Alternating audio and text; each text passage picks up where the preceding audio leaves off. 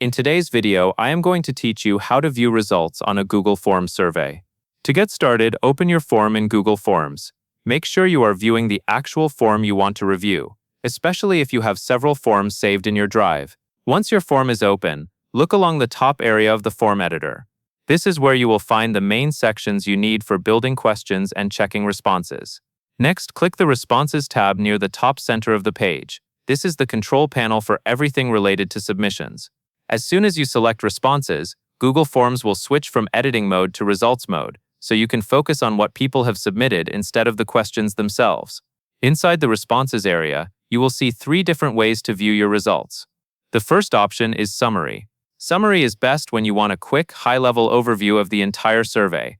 It automatically organizes the data into charts, graphs, and counts, so you can spot trends quickly. This view is especially helpful when you have many submissions and you want to understand overall patterns without reading every single response.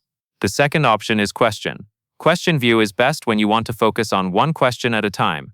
It gathers every answer for a specific question into one place. This makes it easier to compare responses side by side, especially for short answer questions, paragraph responses, or multiple choice selections.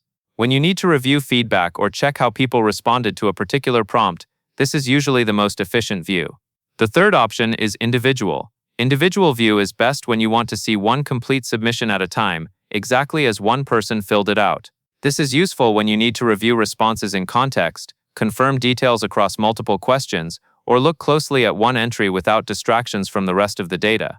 Once you choose the view that matches your goal, you can switch between them at any time to review your results from different angles. That covers everything you need to know.